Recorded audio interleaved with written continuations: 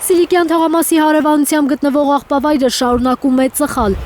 Գիշերն է հրդեհ բռնկվել 3-րդ գյուղի տարածքում։ Փրկարարներին մի անգամ հաջողվել է մեկուսացնել կրակը, բայց առավոտյան այն նորից բորբոքվել է։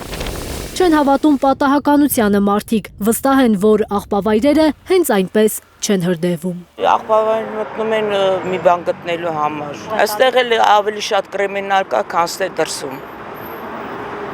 Ու ղեկավարներն են բոլորը, վերևները։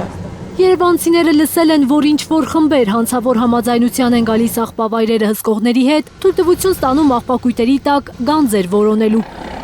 Աղբավայրերից ինչեր ասես կարելի է գտնել, համոզված են երևանցիները։ Շշուկներ կան քաղաքում, թե հենց այդպիսի փնտրտուքի զոհ է 29-ամյա տղան։ Էդգարն ու Բարաշենի աղբակույտի տակ էր մնացել նախօրեին, տրակտորով աղբը լցվել էր նրա վրա։ Էդգարը մահացել էր հիվանդանոցի ճանապարհին։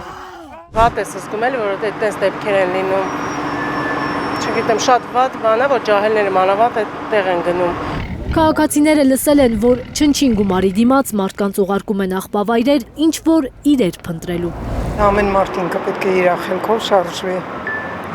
Անկախ նրանից, թե ինչ են առաջարկում, թեկուզ չնչին գումարողել, ինչ ուզում է լինի։ Ավելի լավ սոված մնա մարդ, բայց ոչ ենթարկվի։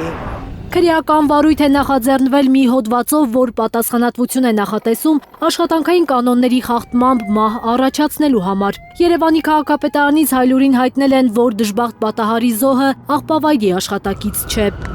Այդ դեպքում ինչպես է տղան հայտնվել աղբավայրում, որը խիստ հսկողության տակ է։ Քննչական մարմինները դեռևս չեն հայտնում։ Նախաքննությունը շարունակվում է։